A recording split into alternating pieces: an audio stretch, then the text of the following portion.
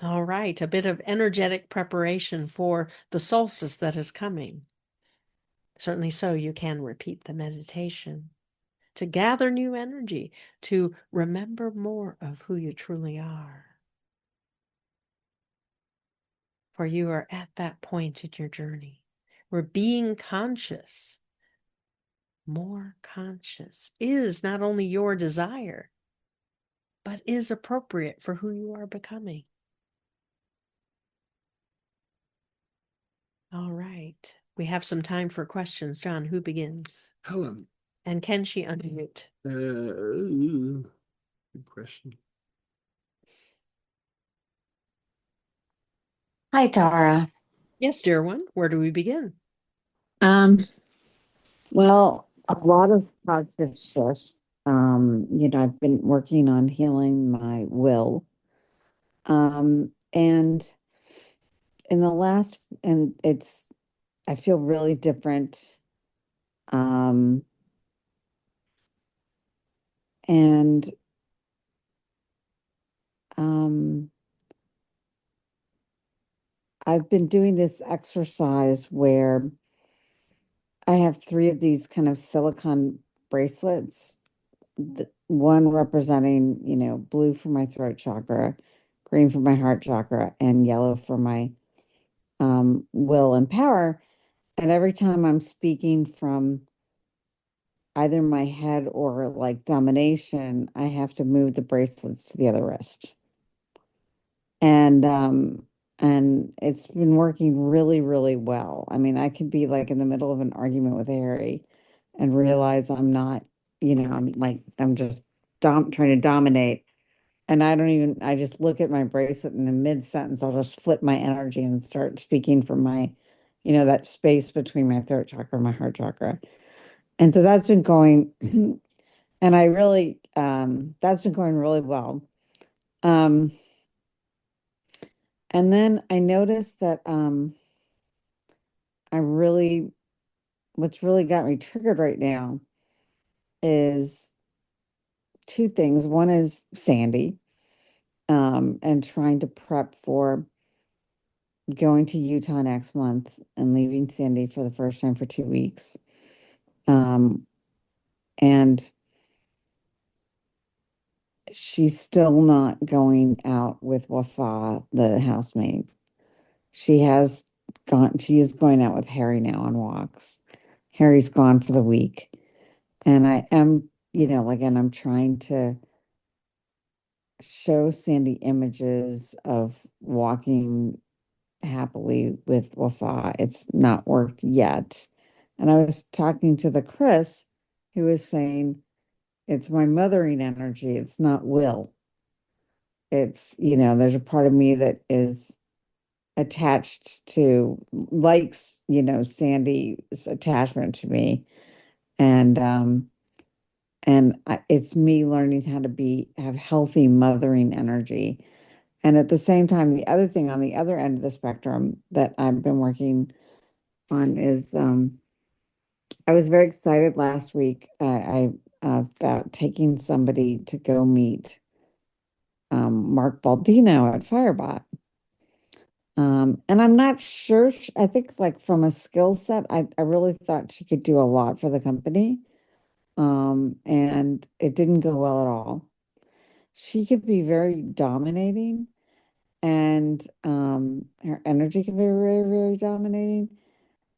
Um, but at the same time, Mark is really, he's never been able to listen well, and he really, really can't listen at all right now.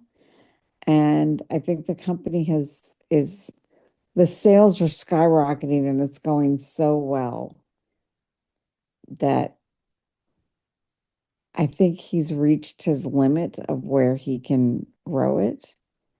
And he can't listen to anybody anymore. He's just overwhelmed. He's like 72, 73 years old. And I think the fun is waning for him. And even though he said he wants to make it $1 billion company, he everybody around him believes that and is excited about that. But he can't do it and he's not interested. And so I was talking to Chris about this sandwich of having Sandy, who's an emotional 3-year-old on one end, and trying to deal with the 72, 73-year-old on the other end, who I think is overwhelmed. And she was saying, so Chris was, they were saying that it's not my will. I thought this is a residual will that needs to be healed. And the Chris was like, no, it's mothering energy. He needs mothering energy. And I don't know what that looks like. The Chris was like, you I've got to be a have healthy mothering energy with Sandy and with um Mark. And I can see with Sandy, I could see the like, trying to make Sandy more independent of me. I get where that is. I don't know what it looks like to not try and impose my will as I'm trying to manifest what I want, but be a healthy, like loving, mothering energy and not try and impose my excitement and my dreams onto Firebot.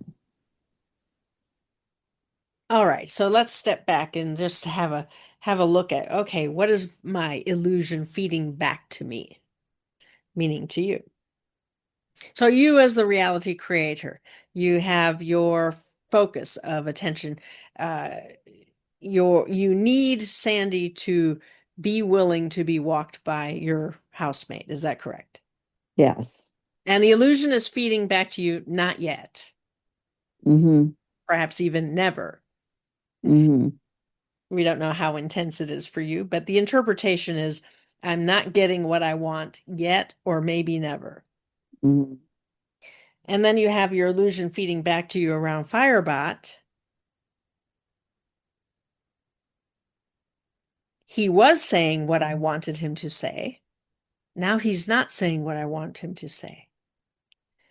And so my future is being snatched from me by someone else. Would you say that is correct? Yes. I was very excited about what he said he wanted to do Yes. and and and uh and thought I even found somebody to help get us there. Yes. And I was very excited about that. And then I'm like, and he's not willing to listen at all. And he's not as excited or happy, and he seems stressed. Yeah. So is it more important that he doesn't want your help or that he doesn't really want what he said he wanted? Which one is I'm resonating more strongly? I'm disappointed by both. I'm disappointed that um he doesn't. It's fun to have been, to have been part of Firebot since almost its birth. Like Harry and I invested before the product even worked, and now it's like its sales are skyrocketing. It's very exciting. And but it seems to be disassembling a little like from the inside. There's now all this fighting, and I So, think so again, let's step back and this is your illusion talking to you. What within yourself has changed? What is threatening about the success that's coming? What's important about having the success and yet it's not, suddenly it's looking as though it might not be as sustainable, perhaps. So sales are skyrocketing. How exciting. What's the future of skyrocketing sales? And what's your role in it? What's important about those? Here you have been dreaming this for so long. What's important about it to you that there's a mismatch of energy showing up?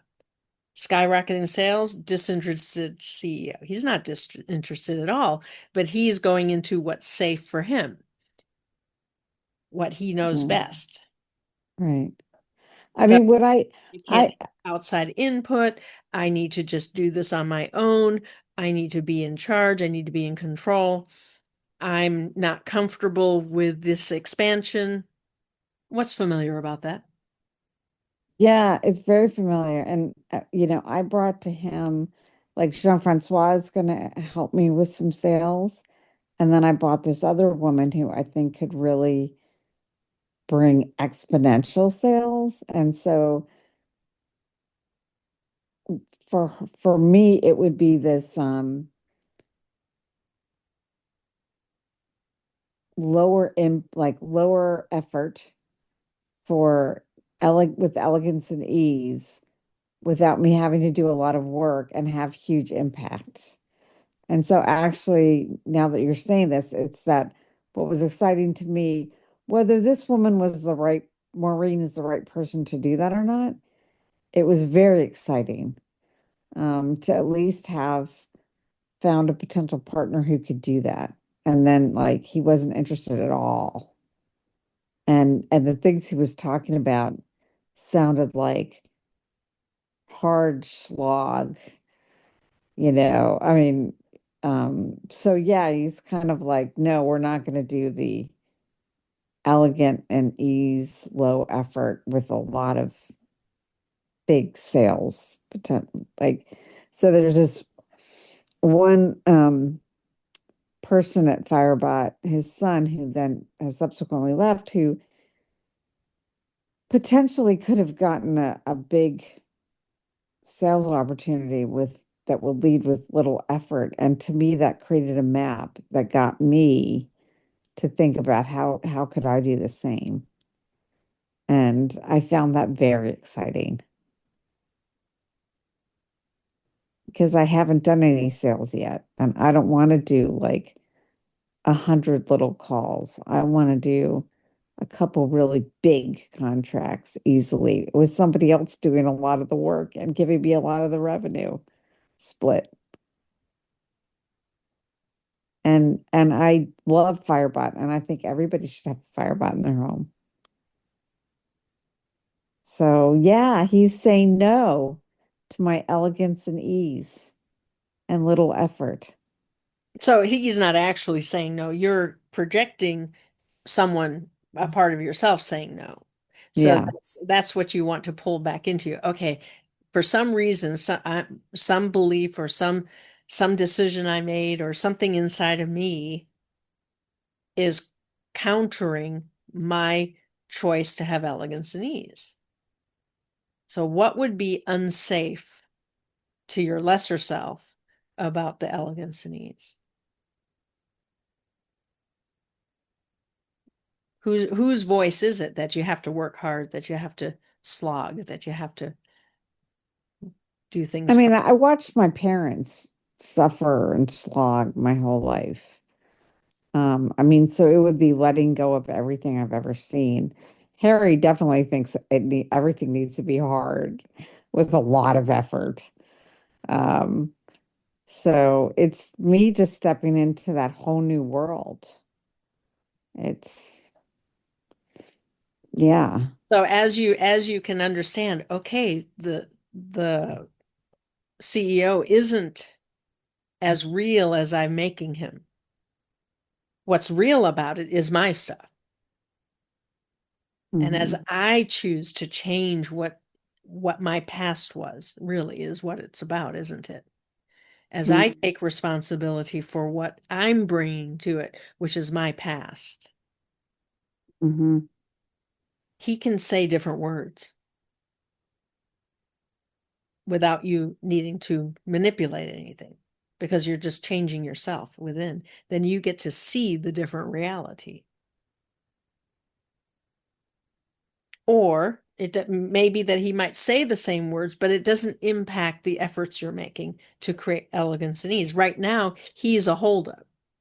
He's being interpreted as holding you up.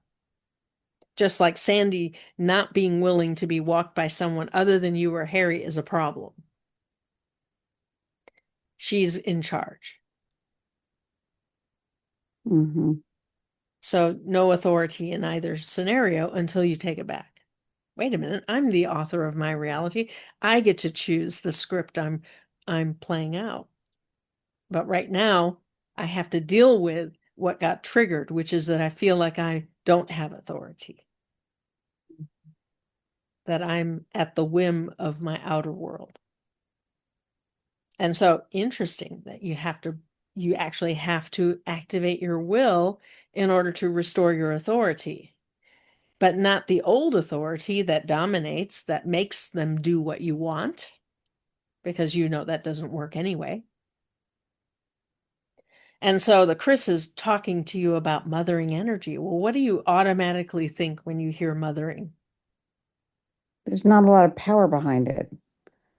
It's like so gentle and like cuddly that there's no power behind it. There's no oomph. And so, what is true mothering energy? If you let go of the consensus nurturer, the nurturer that is considered weak because of the chauvinism. What are other expressions of mothering energy that you actually aspire to? I mean, it's very hard to birth anything. So a mom is like creates space is very powerful. Um, um, I mean, being loving is very powerful.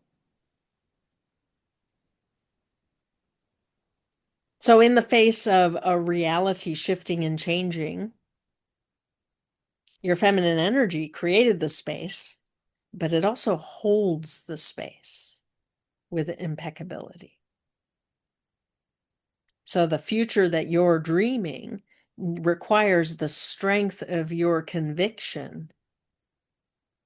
I know this is possible, and it's what I want. And so I choose to create it. So as you reframe, well, what is true feminine energy? Nurturing energy is also important. It's possible that Chris was just saying nurture instead of dominate. And nurturing energy is about paying attention to the details, truly being loving, showing up by with patience and commitment and knowing when you're on the right track. I know that my creation is worthy of love. I know that because I've seen it inside myself, it's possible. And I also know that the resources will come in time and manifest in space. So as you really get, the feminine begins it, but then works with the masculine to manifest the energies. Because masculine is the activity of gathering, the actions that are required to make those forms appear in time and space. But the feminine brings the mattering. It matters to me if I manifest what I dream. That comes from the feminine. Sounds a lot like will, doesn't it? How Yeah. interesting that the will is not only masculine or only feminine, but it is both. And the same with love. Gentleness in love may appear as though the nurturing of love feels feminine, but the strength of love that comes through commitment is the masculine. So now you're beginning to understand, oh, part of me has been wanting to be a full expression of these energies, but I'm defaulting to the old beliefs or whatever, or what the consensus believes, and I have to consciously disconnect from the consensus. When I have a reaction to my illusion, new information that shows up, I'm not going to get what I want. So the CEO saying, well, I'm not really interested in your ideas, or this person really doesn't have what I want, or no, that process, yeah, it's really not the way things are. You really need to work hard and you need to just follow the protocol, and no, I don't want to listen to you. Well, the impact of that is I'm not going to get what I want. But the response shouldn't be to go out here and control him to say the right words. It has to be to go back within. Okay, I got to start over with setting the tone. I got to get back in touch with my vision, and I have to activate my will and activate my love. And if I see through the eyes of love, what reality do I want to experience? Sales are skyrocketing. I like that part. But the CEO is getting a bit disinterested. After all, he's 72 or 73. He should be retiring. That's the consensus, by the way. As you really let in, okay, I get that he's mirroring back to me someone who doesn't know if they want to go the whole distance. That he really just wants to go the whole distance if it's on his terms. Who does that sound like? But his terms don't agree with your terms. But he's an illusion. You're the more real. So as you restore within yourself, okay, I need to create complexity here. I want elegance and ease, which requires complexity. So I like to figure out how things are going to work. I like to find the most optimal way, and then I want everybody to toe the line. But what if I miss something? What if this feedback is just about what I'm holding on to? Because it's what I know. Because that's the way it's always been. Because everybody in my reality keeps telling me, no, you got to work hard. You're just a dreamer. Get back to reality. Don't you know? It should be hard. That's reality. So that needs to be weeded out. Does it mean that they can't do it that way? No, you can still create people being in the consensus, representing hard work. Because after all, hard work apparently leads to being a good person and good values and proving that you're a good person. It leads to all sorts of validations. When people create things magically or easily, what do you think of them? What does the consensus think of them? That's what needs to be released. Because you see, if you create all this magic, and by the way, usually the way magic works is nobody else knows you worked it magically. They just are the new reality. And so as you understand, okay, I'm never actually going to get credit for the elegance and ease I create. How much does it matter to get the credit? Who am I doing this for? Am I really creating elegance and ease because that's a map for the world? And when I get it right, the world just reflects it. Or do I get caught up in they're doing it wrong and I know the right way and they better listen to me? Because that's pretty familiar to many of you, not just Helen. So as you let go of the need to be right and just focus on dreaming the dream of elegance and ease and open to what your higher self and soul present to you,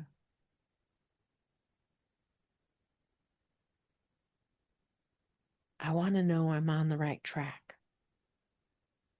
Something about the way that I presented this, not the way as in the how, but something about the pieces I put together that are supposed to assure my outcome of elegance and ease. There's something not 100% right with it. And your higher self wants you to go back inside and look at it again. Your higher self saying, this isn't going to get you there. There's something else that wants to be given birth to, that wants to be created. And what is in the way is this old stuff. Whatever that old stuff is, you're the one who's conscious of that. In the things that got triggered. Wow, this is just like my parents. They had to work hard. And that has motivated me to create something new. But do I still need them to motivate me? Or am I self-generating my motivation? And we would suggest you are, actually. A lot of the time, you know how to get yourself back on track. You know how to generate a new energy.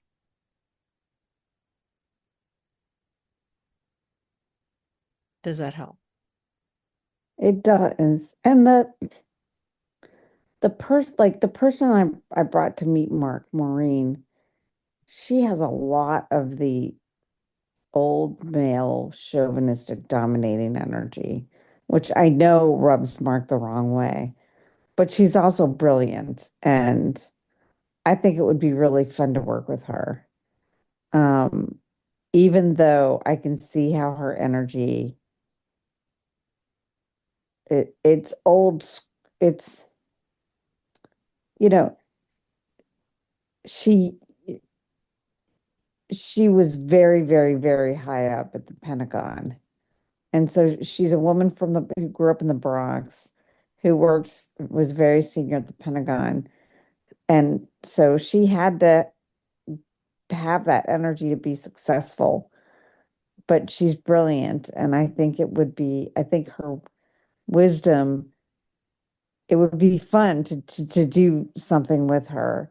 But because she has that old energy, is that something that works in this new world? Or is it, does that immediately kind of sabotage trying to do something with her? So the feedback you're getting from your illusion is the energies are a mismatch. Hmm. And yet what you're finding is I'm much more a resonant match with her than I am with the CEO. Yes. And so maybe take the opportunity to brainstorm of what the two of you could work on. Maybe not Firebot, maybe something else. Hmm. Don't limit yourself to what you know.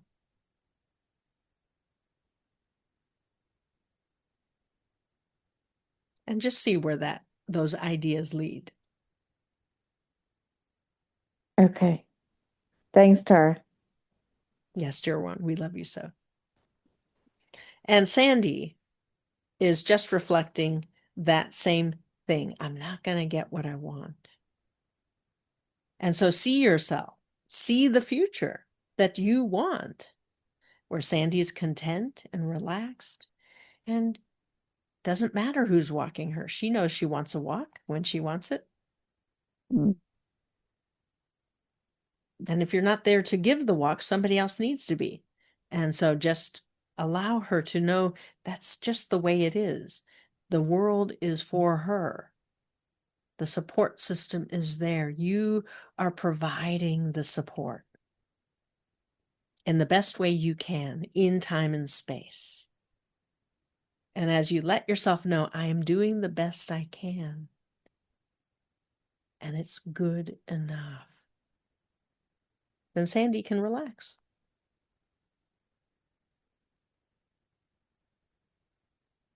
All right, and so we'll move on. We love you so. Thank you. And thank you for your vulnerability. Certainly so. Monica, can you Hi, I'm here. Yes, dear one. Where do we begin? Thank you, sir. Hi, beautiful Tara. That meditation was I saw so many beautiful things. Of course, my presentation. Everyone's different, but I want to say it's a gift to have you here. Thank you. Thank you. Thank you. Yes. Thank you. No, it's wonderful that you take the time about success. And it was on my mind today, and want to know that I know things have changed for me, and I would like to be more successful, that I can have income, because I had to delay some stuff, and I'm seeing some changes because it's the way how I think and appreciation, and I'm creating myself to be more, so I can enjoy more of the things and do more of the things. And thank you. And what can you tell me, please? Yes, of course. All right. So to be more successful, consciously so, is part of your directive. To learn to have fun, to consciously create success. So the important part of the statement is to consciously create success. So you're always evaluating, how did I do this time? Did I have anything to do with the success that I experienced? Was it just a miracle? Not just a miracle. Did I allow a miracle where more than I expected has manifest in my reality? That in itself is a success, you see. And then the consciously creating something specific, manifesting exactly what you say you want, requires a secondary process. The first one is defining what you want. And the second one is defining why you might not want it, so that you can clear that out. Because there's always the lesser self who's surviving reality. And then there's you, the more, who's creating reality. And the two, you cannot abandon the lesser self who's concerned with surviving. The lesser self in you must know that you will be okay in the successful reality, you see. So as you dream that dream of success, included in it must be safety, must be connection to something more that creates the safety. Otherwise, you automatically default to how you keep yourself safe. So it might be through shutting people out, it might be getting alone, it might be saying no to everything. Some people do that. Other people say yes, and then they don't really mean it, and then they fail because they said yes anyway, and they didn't follow their intuition. So there's many, many default patterns of behavior that don't serve the successes you are now creating. And so with each success you reach for, what pops up is what doesn't serve you anymore.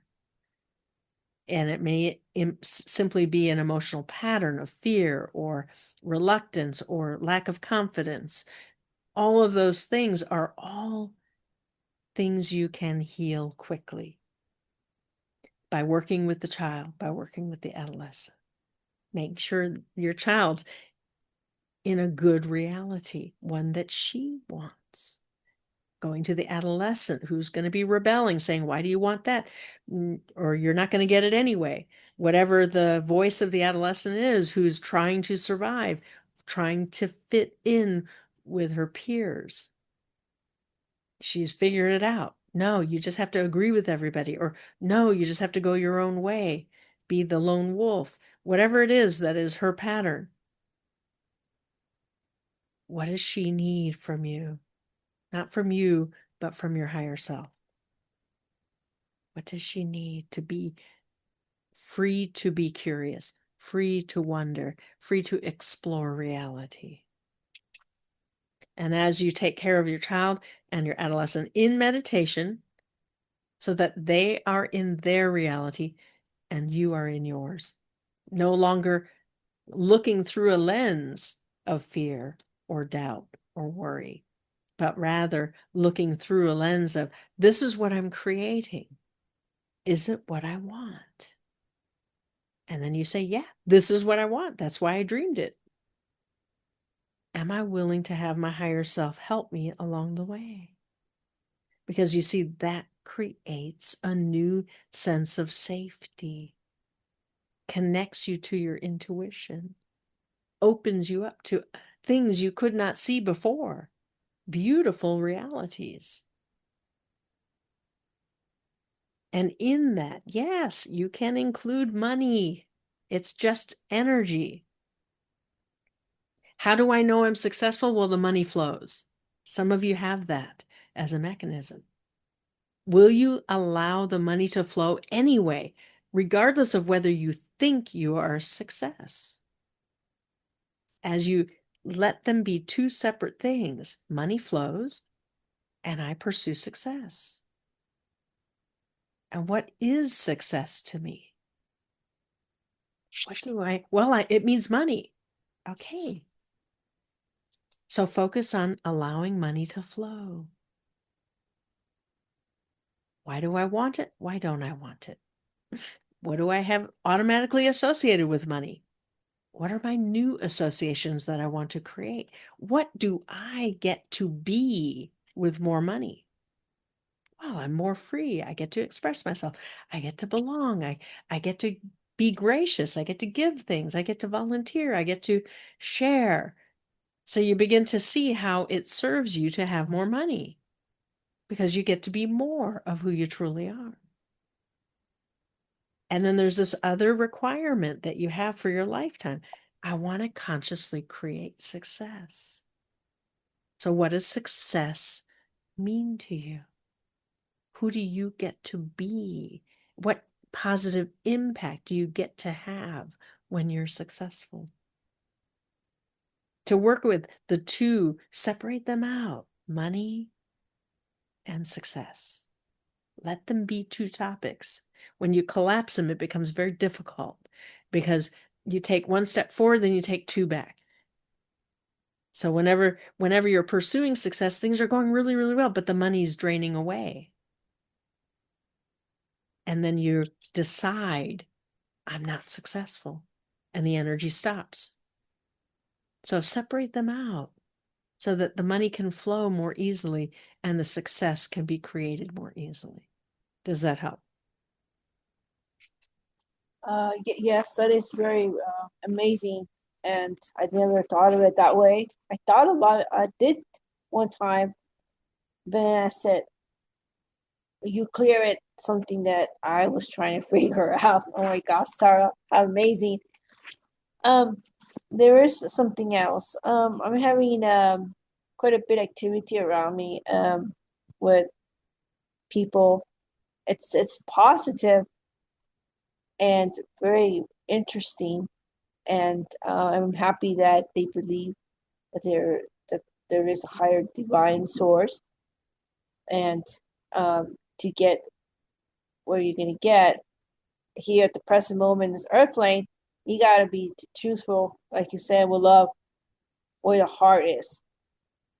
And I want to know if I'm finding that they're getting finding ways to get near me. It's all good. It's all positive and safe, and just want to know if have they there's some, I believe there have been enlightenment. Anything on that? Anything on that? Pretty please. All right. So can you trust that you create your own reality is really the question that you're asking. Oh. Am I generating this? Am I generating all the good stuff? Am I generating all the bad stuff? The answer is yes to both. So as you take the energy, take you moments to just pause and reflect. Call back all your energy from everyone you've been interacting with and bring it back into you. All you do is you ask your higher self, bring back all my energy and disappear the illusion I'm currently in so that I'm just sitting inside of me with my higher self in a calm, peaceful space with nothing external impacting me. Now, the truth of the matter is, as soon as you open your eyes, it'll be there again. But while you're inside yourself, you can ask those questions. I feel good. Is it optimal? Can I trust myself? And you ask your higher self to show you the reasons why you can trust. Or where you might be inappropriately trusting. You see, trust is built in time, in space. So as you have interactions, the first interaction is just attraction, is excitement, is magic, is miracle. But as you have recurring experiences of a beautiful nature, now you can start to trust the relationship you're building. I can trust myself that I'm creating a positive reality.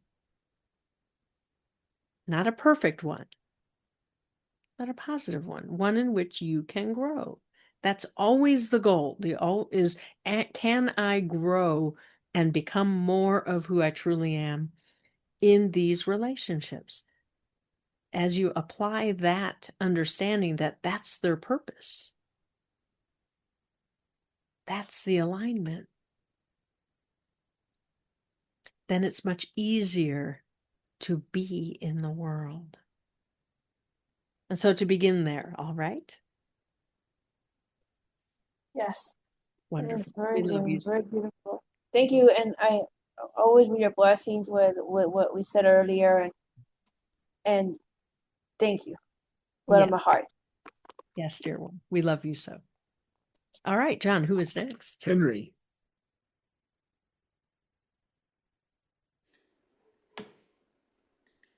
You got it? Okay, cool. Hello, Tara. Thank you so much for Yes, being with me today, absolutely. and with us all, in fact. Um, that can you trust yourself that you just mentioned? I'm in a. I feel as if I'm in a. I'm dropping into just feeling I can't trust anything about myself, and So what's uh, consistent?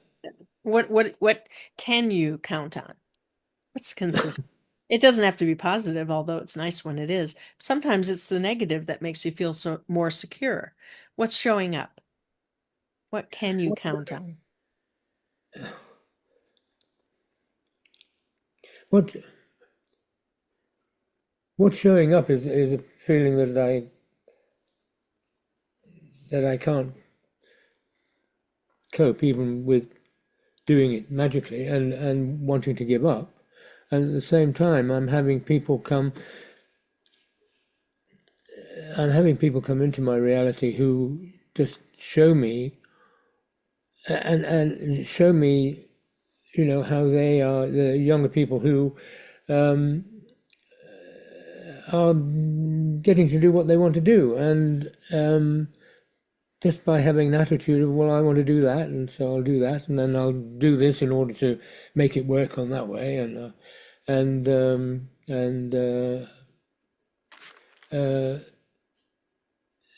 it's like,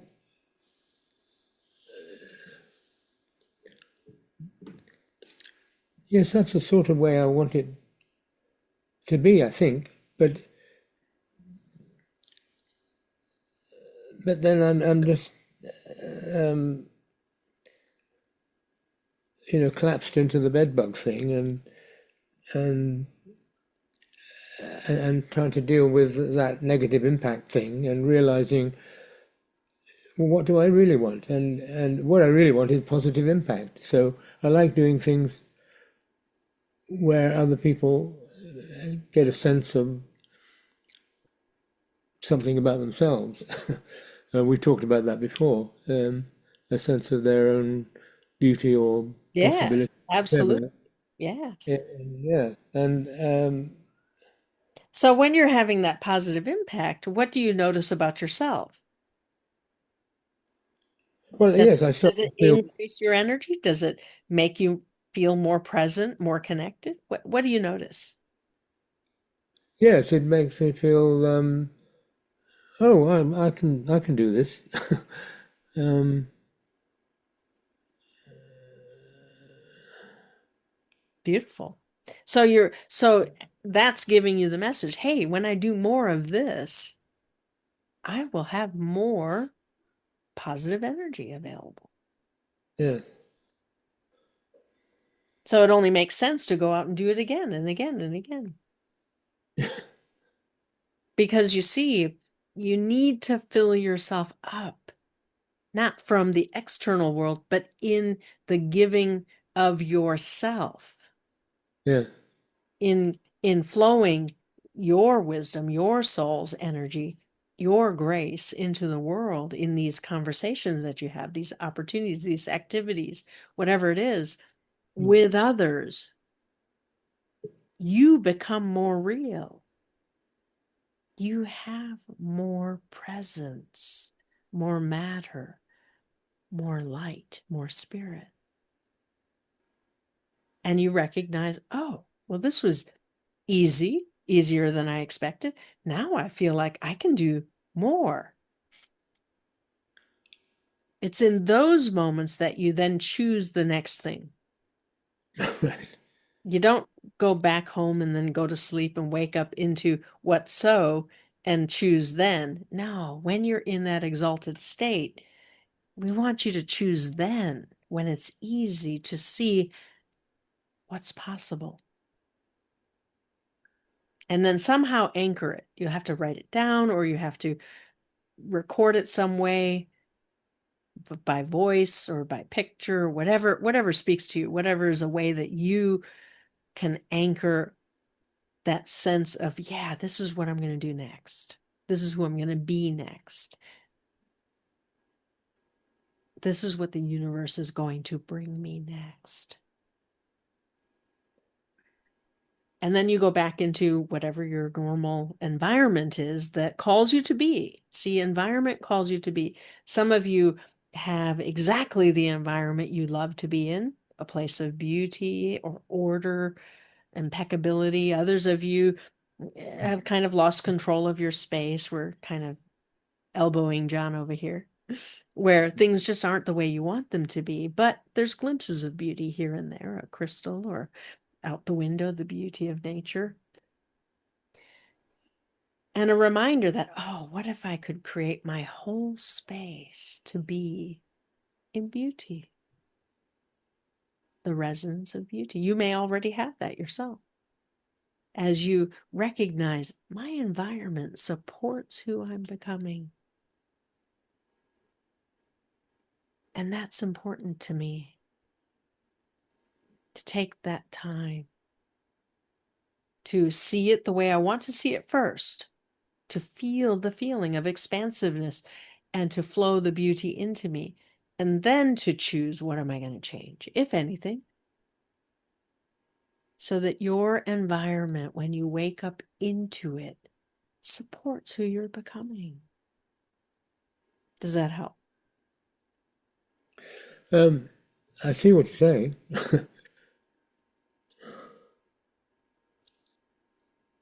And And what epiphany are you having?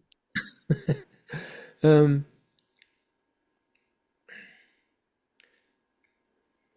Or what's the resistance? well, I just get so bogged down with I mean, at the moment, I'm bogged down with so many problems. I mean, the bed bug thing, which I'm still not reporting, and just thinking that's getting completely out of hand, and I worked on it after the last time I was working on just let them disappear, and I had a feeling that I was getting there, and then because of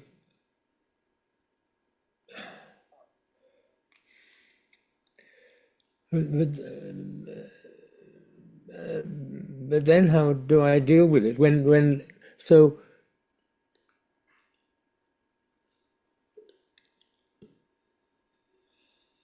I mean the person who runs the senior center thing knows about the bed bug because that's where it first turned up actually, and so she was saying we can't keep on supporting you. I'm not going to the center. I'm going and picking up meals from them, but she's saying, oh, we can't keep on supporting you in that way if you're not going to report the bed bugs. And so I'm thinking, and also there's a social worker who could help, but I'm thinking, to report the bed bugs, you have to do it kind of legally within 24 hours, or a couple of days, and it's already gone, and so that's all a mess. And if I just hold that they disappear, so then I'm going around looking just to see, well, maybe if I see one, then I can know that I can report it, and then I find a bed bug, and so I mean I'm carrying no authority in that situation, and again it's with the negative impact that we were looking to forgive myself and finding it.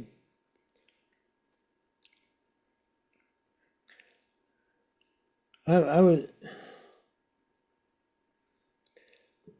having a sense of with the negative impact of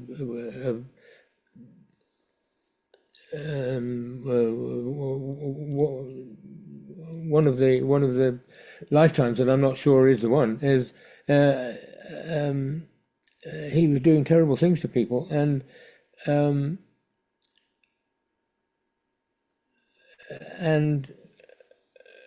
I was just feeling kind of sense of, yeah, way to go, kind of almost feeling like, yeah, he's got some strength. He's doing what he wants to do. I mean, and I know where it's coming from. It's coming out of his terrible, just the terrible thing that happened with him with a love relationship, and so he wants to deny that to other people and rejoice in that, and just and then at the same time I'm thinking, well, what am I going to do today? And then there's so many things that I have a kind of, because I've been low on money, I've set up a thing where I get free stuff if I do this and do that and go there, and I think, well, I don't even need it because I've got plenty of stuff at the moment. I'm still going on that kind of route, and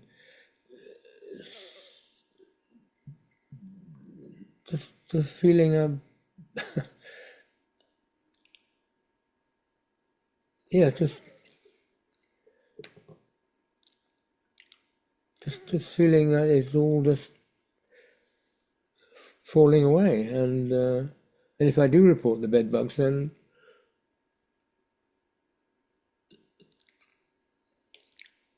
there's so much that has to be done. Everything has to be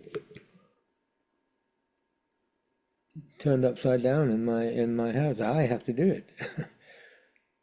I just can't see how to do that. And then yes, when I am interacting with people and getting a sense that, I mean, I get a lot of,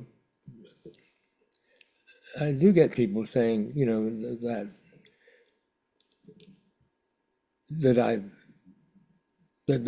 I've helped, or that whatever we're talking about is taken through a different place, and I can hold on to that for a bit, and then I just get sunk into, drop into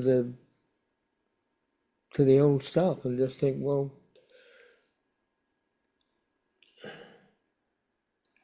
just thinking about the only way is to leave, and we've talked about that before, and That's the simple answer.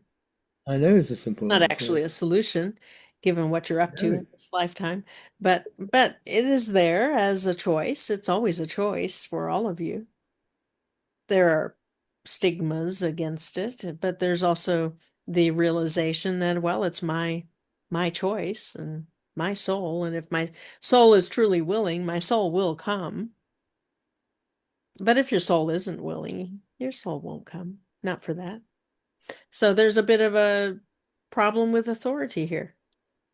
A bit of Doesn't a matter problem. what I choose, I don't seem to have a lot of authority. So as you recognize, it's coming at you in many different ways. Fear of authority, in that I don't want to report things because it'll be uncomfortable. And it's more than that, it'll be an imposition. As you really let in, I don't want to report myself because I'll feel bad. I've already done it wrong. I'll have to admit I did it wrong. It's not the first place I go to when it's time to find a solution. I don't want to report myself and be punished. Right. But it's not you, the spiritual adult, that's worried about being punished. It's other aspects. And so as you really truly let your adolescent know he doesn't have to handle this, you will, on some level. You will work your magic, or you will find solutions. You will get the information that's for your highest good. If the only information you get is go report it so they can help you deal with it, well, that's what's coming at you at the moment. Right. But is it the only information you're getting? Or is it just the bad news that you're getting? Is it the area where you have emotion around it? Where you have a visceral rejection? I don't want to do that. And we would suggest that's the adolescent who needs to be given permission not to deal with your problems. Yeah. He doesn't have bed bugs in his reality. Why should he fix yours? So as you give him the freedom to go play, to go create, to be himself in his reality, then you can choose to take one action that will make a difference today, whatever it is. There's a whole list of remedies. And you can begin with one and see if it works. But as you really let in, I don't even have any willingness. I'm not up to it. This isn't my life. This isn't the life I wanted. So I'm just not going to do anything. But that's not what you, the more, is here for. And so you keep getting these urges to go, well, okay, I can't deal with the bed bugs, but I can go out and play. And I can go be myself, and I can contribute, and I can flow my grace, and I can restore a sense of self. And you notice the difference. How beautiful, how wonderful that you notice it's different when I'm being different. Hmm. And I would love to disappear those bed bugs, but every time I think about reporting it to the authorities, another bed bug shows up. I wonder if that's related. So as you restore your authority, your authorship, when you say authority, it can be weighed down with domination. I'm just going to do it my way. I'm going to make them do it my way. That's not true authority. That's chauvinism. True authority is authoring a new script. The script I have now is I get in trouble. People reject me when I'm doing it wrong. Some authority outside of me wants to punish me for doing it wrong.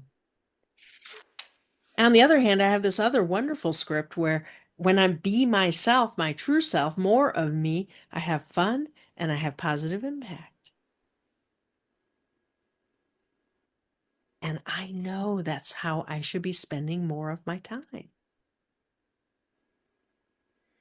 So I need to handle this part of my reality where I decide I don't author it. I don't see how I created that script. And creating it is maybe a misnomer, how I allowed it, because it would be from child or adolescent. Issues of authority, we would suggest are adolescent, but not necessarily, even if it's a past life. And so when you come to forgiveness,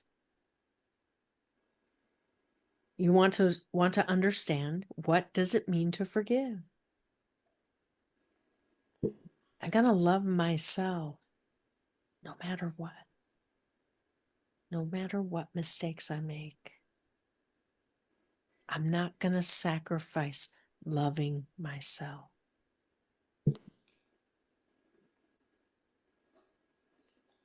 So if there is shame, it needs to be lifted by someone more,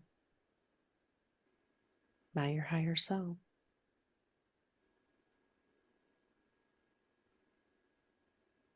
And you really aren't interested in forgiveness, we would suggest, usually, until you really truly want to change. Because forgiveness precedes true change. Mm. And so as you let in, on some level, that lifetime makes sense. I'd rather punish. Not anybody overtly, then I'd get in trouble. But by not changing my circumstance, who do I think I'm punishing?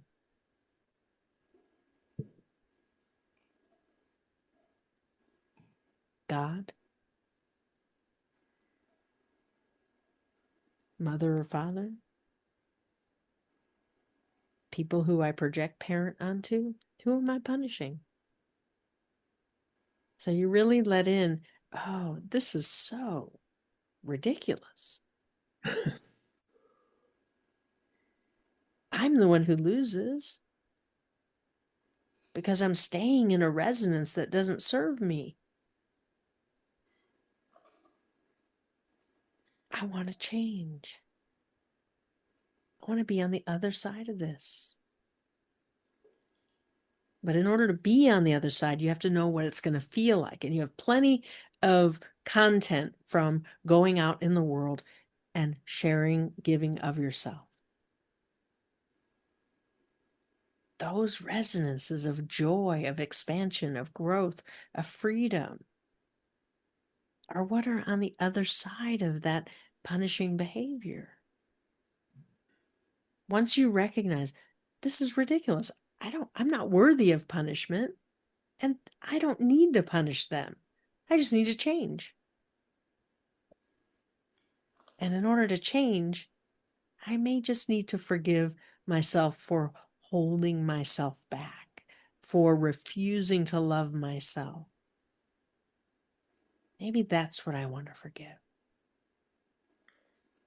Because I've held an idea that they should give me love, whoever they is. And I'm adamant about it. And so I don't fill up on love as often or as well as I could. And it affects me. It affects the way I think. the way I feel. It affects my perceptions. It affects my sense of future. And I can't help but not see. I don't see a future when I'm in that lower resonance. But wait a minute, when I'm out there interacting, I feel like anything's positive, anything's possible, and everything's positive. So right now I have an inner conflict. The lesser self who just wants to deny reality, deny love to be safe. I don't need love. Someone decided love is for weaklings, or love is temporary. You can't count on it.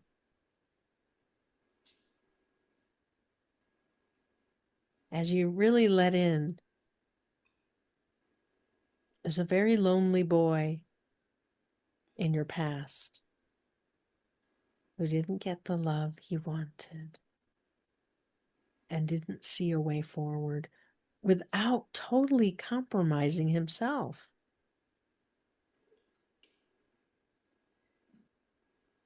If I be what they want me to be, I can't be me. But I have to be what they want me to be to get the love. So for a while you did. You bargained. You said, okay, I'll be what you want me to be. Of course, it's never enough. And the love is temporary. That's where those beliefs come from. But as you really bring forth what you have learned, I have a higher self who loves me unconditionally. Whether I can sense my higher self all the time or not, doesn't matter. I know my higher self is real. And I think it would help my little boy, my inner child, to know that he has a higher self who loves him unconditionally in the face of these adults who don't know what they're doing and don't know anything about love. Not really.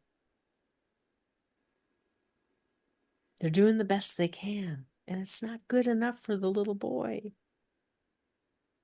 And there's resentment and anger around that. But mostly there's loneliness. Because you knew it should be different. Because you know what love feels like. Each of you came in knowing what love feels like. And then reality hit, physical plane, disconnection. Whoa, what just happened? Where'd it go? It's gone. I got to figure out how to get it back. And each of you developed strategies to try to get back that love. It took a long time before you really let in that your higher self was the key to restoring that access. Part of your journey. That you can forgive. I created pain so that I would know when I got love back.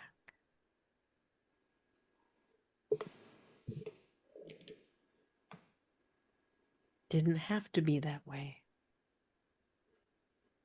But in this lifetime, that was the script. And now you're rewriting the script. You're changing it into a whole new one that isn't based on pain, where the foundation is love and connection. And when you really let in, yeah, I know a lot about that. I don't need to play around in this old sandbox of pain and sorrow and suffering and denial of self.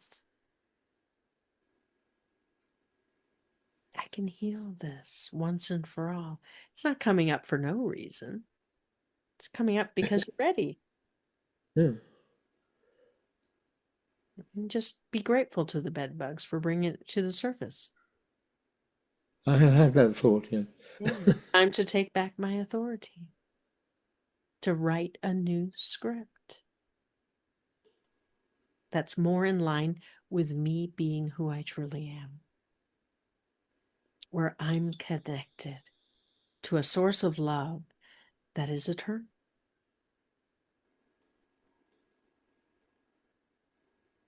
All right. We love you so. We'll go on to Cheryl now. Hang on, Cheryl. You're right on track, Henry. But could I just ask you about forgiveness? That What would it be if you could have it be any way you wanted? What would it feel like to be forgiven?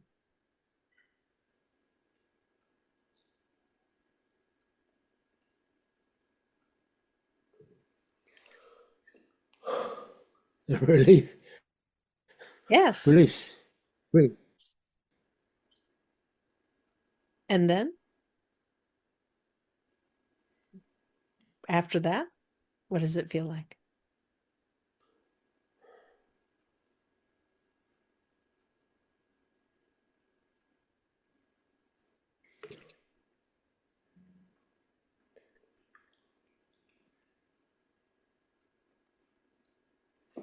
So we're pointing out, forgiveness. You already know what it feels like. And you also know the outcome, the access to the love, the gratitude, the beauty, the wonder, the joy. It all gets restored. That which you've been denying yourself gets restored. You're the one writing the script of denying yourself. Forgiveness releases that script and allows a new one in its place.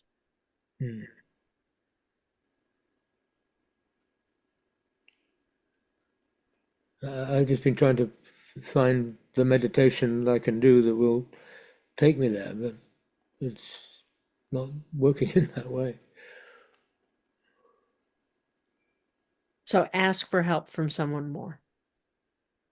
Right. Bring in Lazarus, bring us in, Yes, I have been, but or do a recorded meditation. Certainly meditation for going to the valley of forgiveness. yes, I've been doing those and feeling that's not. So then you must ask yourself, why don't I want to forgive? Yeah. What is more important? What am I protecting myself from?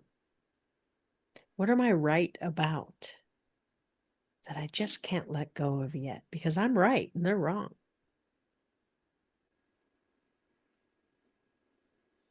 And the they could be yourself, you see. What are you holding on to that you're right about yourself?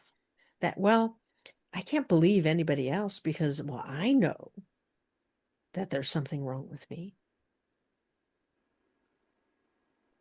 Just because they don't agree, that they think there's something right with me, I don't have to believe them because I know better. So here you have all these meditations where your higher self loves you unconditionally. And you have a soul that fills you with mattering and activates spirit so that you can gather energies and create something new. And you discover you're connected through soul to God and Goddess. And you yourself are a creator, a co-creator. But what do they know about pain or unworthiness? They're exalted. They don't know. They don't have any idea of what I've been through. So as you understand the pride in your pain that you have suffered. The suffering itself in itself is a tragedy. The pain, a separation from and a longing for. What do you feel separate from? What do you long for?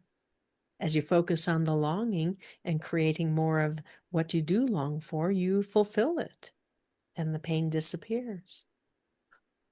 Because the pain tells you you can't have what you want. But as soon as you choose to have what you want, it dissipates the pain. And we assure you, the goddess and God are aware of all of you.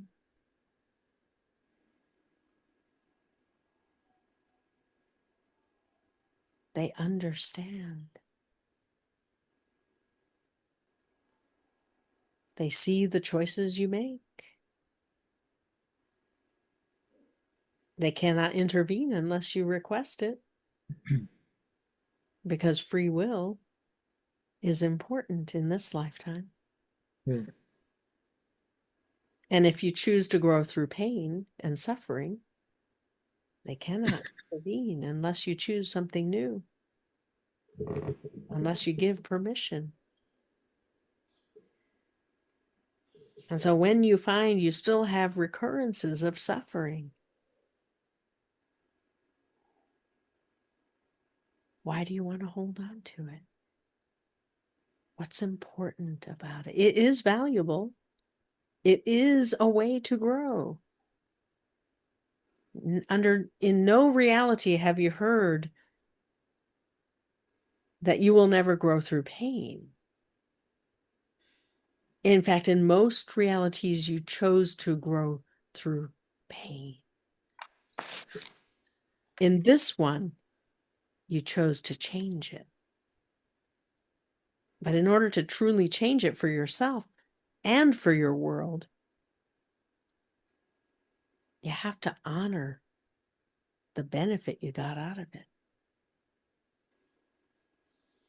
And forgive yourself for choosing it again and again and again. You see, in some cases, it was just because you didn't know that there was a different way. But in others, you did know, and you chose it anyway.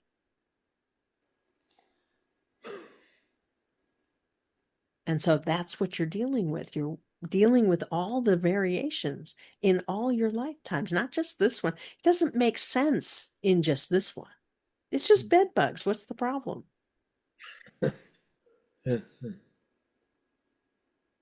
No, every circumstance you create is an opportunity to end something in all your lifetimes. And you did come into this one to end pain. It's a big one for all of you. It's an important one. It's transformative. You were born into a reality where pain is revered. Where if you didn't suffer, what good is it anyway? It's not going to last. But you came in with your light, with your love, saying, I'm going to prove them wrong. I'm going to do it differently. And during the time of eternal youth in your adolescence, you actually saw your way forward. I'm going to be creative. I'm going to have impact. And then the wounding clipped your wings, and suddenly you were in pain again, not for no reason, but so that you would go inward and look to see, what is my pain? And how does pain function? And in what circumstances did I choose to break off a piece of soul in order to be right about my pain? And you have restored so very much. This is the last little bit of attachment to pain that you're dealing with. We're not just talking to you, Henry. I know. Though it's easy for others to say, oh, this is Henry. Boy, he's got it bad. No, you're making a map. Are you willing to complete it? To get to the other side? To actually have a foundation where you don't have to grow through pain? Yeah, I'm willing. We know you are. We know you are. And now it's for you to dream, what does it look like when I don't have it anymore? When I am whole and complete and I stay connected. That's what I want. If that's the only thing I accomplish, I have a feeling it's enough to get me home, to bring all my lifetimes home. It's that important. And you have plenty of tools, plenty of help. And what gets you every time is trying to prove you're enough by doing it alone. Be willing to give that up. Because creating reality is only the first step. The actual goal is to co-create, but to do it consciously. To know that you bring value, that you matter, that you have positive impact, that your choices matter, and that you're strong enough to receive contribution from higher self, from soul, from spirit, and God and Goddess. That you stand in your authority, knowing you are loved, knowing you have worth.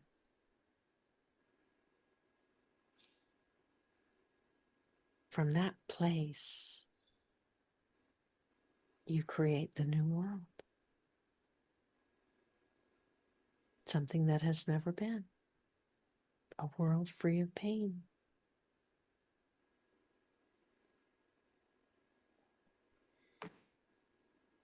All right.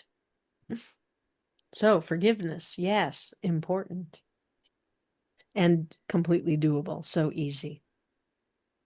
Ask for help. All right, we love you so.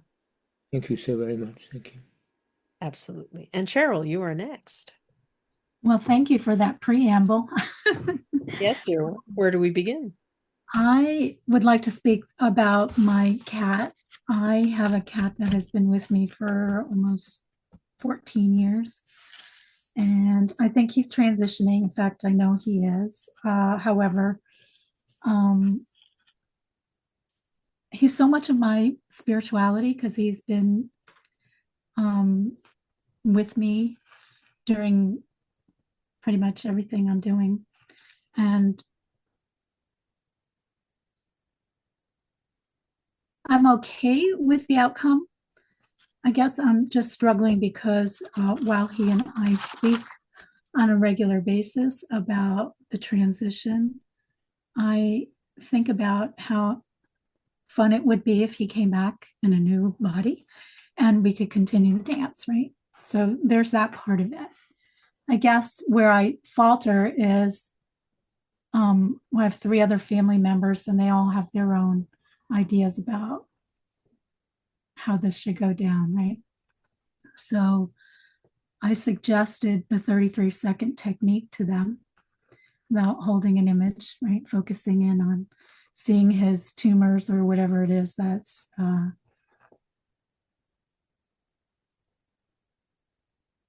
this transition will be. And so, when I wake up at 3 o'clock in the morning, because he's like literally laying on my chest, just staring at me, we have this conversation about, well, okay, so I feel this way and they feel this way and I feel this way, so he's giving me his part of it, and we're pretty sure how the others are feeling because they voiced it. I'm just wondering what kind of dynamics, how does that family dynamics fit in with all of this? Because we don't all seem to be on the same page. All right. And so difference of opinions, difference of will, each person creating their own reality. The commonality is that the cat is having an experience, is ready to transcend. Is there a basis of belief in every person that the cat has a soul of some kind?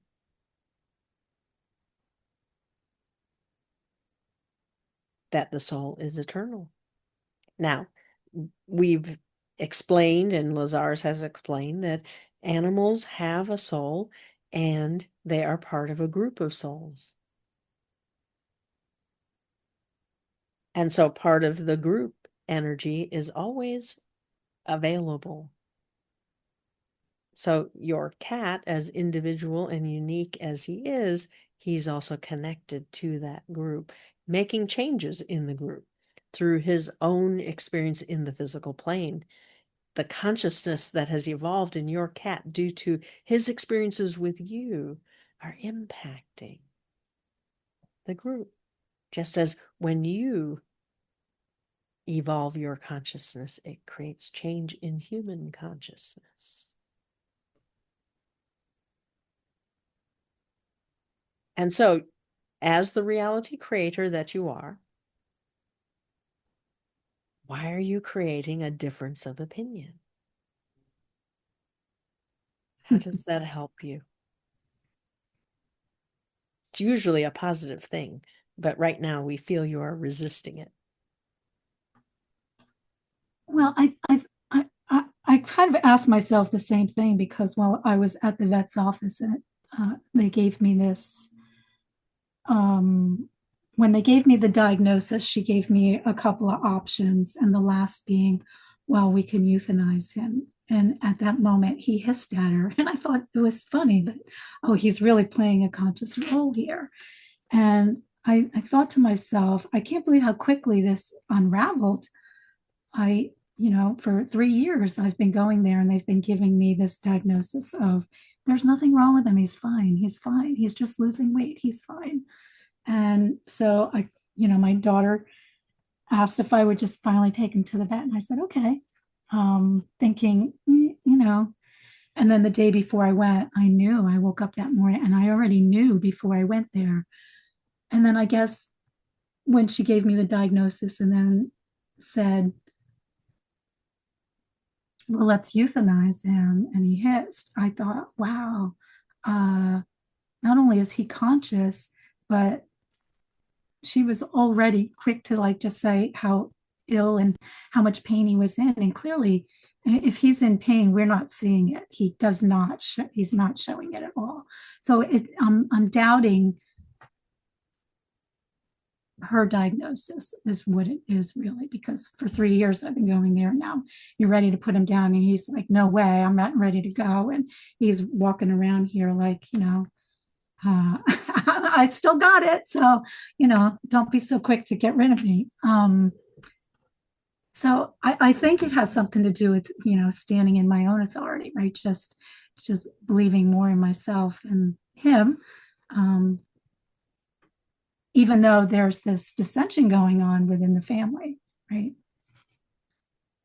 And I guess that's the niche right there, because I just, when I wake up again, like at 3 or 4 in the morning, because it's not just once, it's been like a week now that I keep waking up and thinking about where are we going with this and how this is affecting everyone.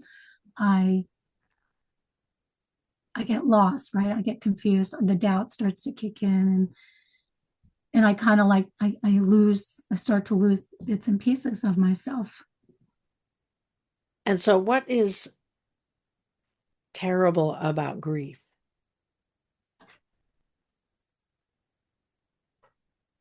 Because Well, once the cat is euthanized, the grief process begins. Once the cat moves on spiritually, whether with or without euthanization, we're not saying he has to be euthanized. But when his soul lifts out and he moves on, the grief process begins.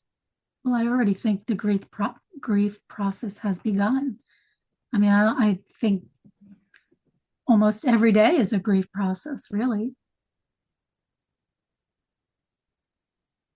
And so here you are in your spirituality, and your cat comes and lays on your chest until you wake up and you have a conversation. How beautiful. How magical. And so there's actually joy in this process, isn't there? There's a lot of that. Yeah. A And lot an of grief. acknowledgement of who you are and who you have become in this relationship with this cat. Now, when the cat moves on, will that end? Or is it something you've developed? Something you have grown into that will continue? Mm. That is for you to dream. To dream the reality that you want. Well, I want to be more connected. I know that I already am. Because I'm having conversations with a cat. And he answers.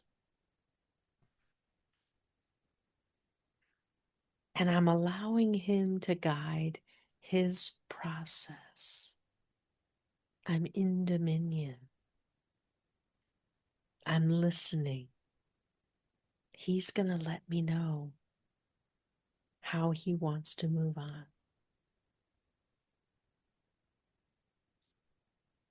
And not everybody's going to agree. And they're testing my patience because they're doubting me. And I don't want them to doubt me.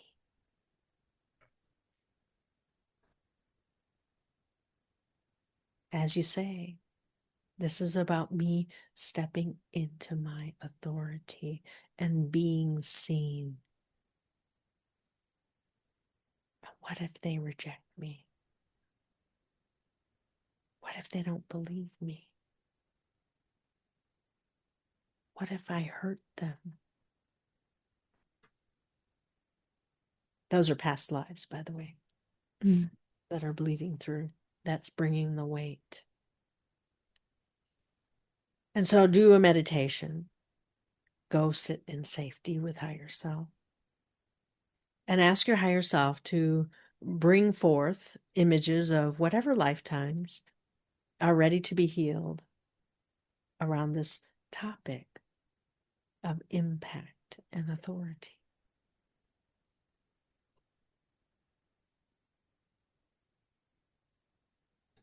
Because you see, the healing comes from your connection. No, I really do know. I really am communing with him. And I want to share that knowing with these lifetimes to help them move on from whatever situation they're in, whatever regret or remorse or self-blame or shame that's there. My higher self can help them, and I can help them because I do listen, and I do care, and I have compassion.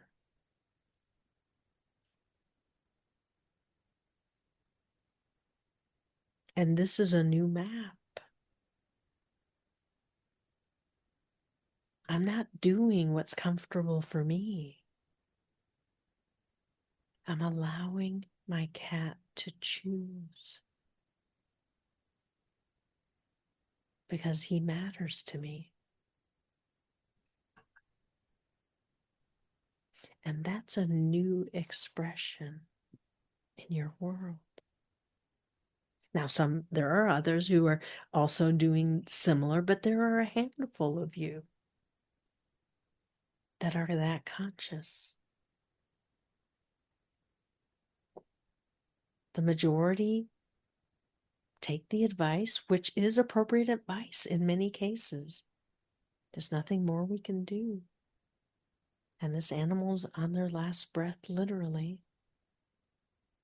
We can end the pain. And there's no shame in that. But isn't it more important to take that step when the animal's soul communicates it's time? It's okay now. I'm ready to lift out. And you can even show pictures of what the light looks like leaving the body to be part of the whole.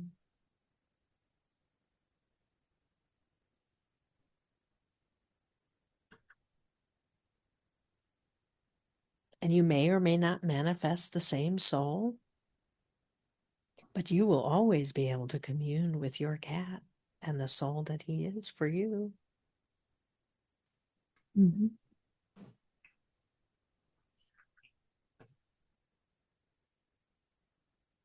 Does that help? It does. I do have one other question surrounding this, though. Because it is blood related, cancer, right? Anger. So does that mean that each family member needs to look at that for themselves, right? Taking responsibility. So, Their relationship with the cat, how does that work? yes, you really, let's talk about cancer a bit. It can be about anger. It often is. Unexpressed angers. It also has become a consensus way to die. Less so now. Used to be it was a sure thing. If you got cancer, that was it. But along the way, humanity has taken back its choice. Sometimes it's a way to die, sometimes it isn't. Only you can know if it's about unexpressed anger in yourself. The cancer cells are merely serving a function, giving the body a way to exit so that the soul has a way in time and space, accelerating the process, giving you notice. Hey, I'm a cat.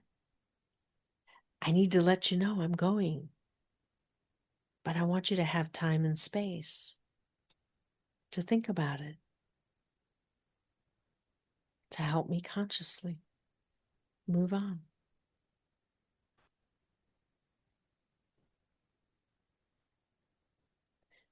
As you understand, okay,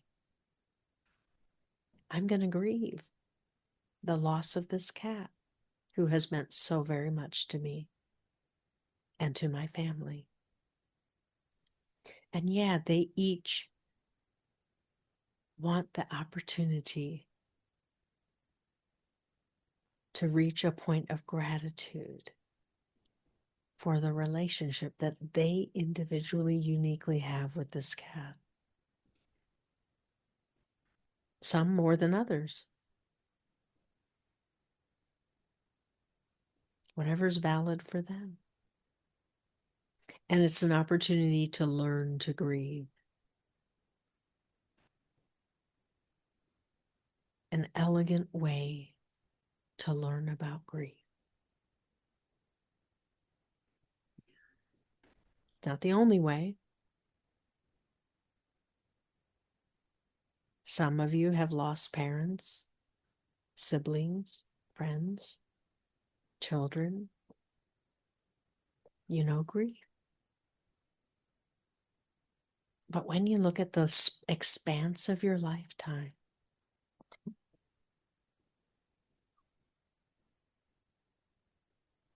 can be years from when you were born before you have a death occur in your family. And these pets have taken on that charge. The pet's life is much shorter than yours, so that you learn about grief and you learn about transcendence. They are your teachers. And you know that at a soul level, and that's why it's so poignant. And so as you allow the grief to go through the process, but end it with gratitude for what you got to learn about the grief process, about yourself and how you handle grief, about the different emotions in the different stages, and what you make it mean about yourself and reality. So let it matter.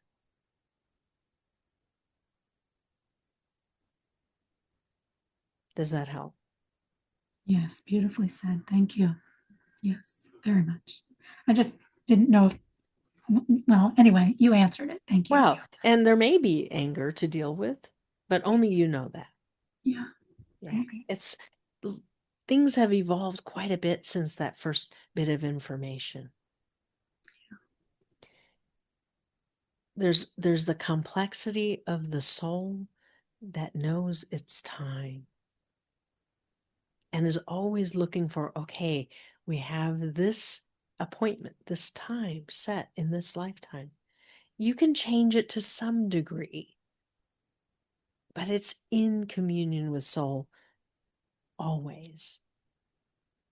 And you're wanting to make the maps that are more elegant, so that when it's time, you're aware it's time. And your soul comes and says, are you ready? And you already knew that you were, and you lift out and transcend and move into a different plane of existence. It is a beautiful process. At the moment in the consensus, how do people die? Accidents, sudden events, crises, and disease. Which form allows more interaction? At the moment, disease does. But is it going to be the only way for you to learn certain things about gratitude and forgiveness and healing and endings and beginnings and creating new realities and relationships and connecting with more, the more of you, to learn about healing? All of that is given an opportunity through these pathways called disease or health crisis. And so it's up to you to dream something new. Wait a minute. If we don't have to have disease, can we dream a new way that's more elegant? Where we get the same benefits, but at a higher octave?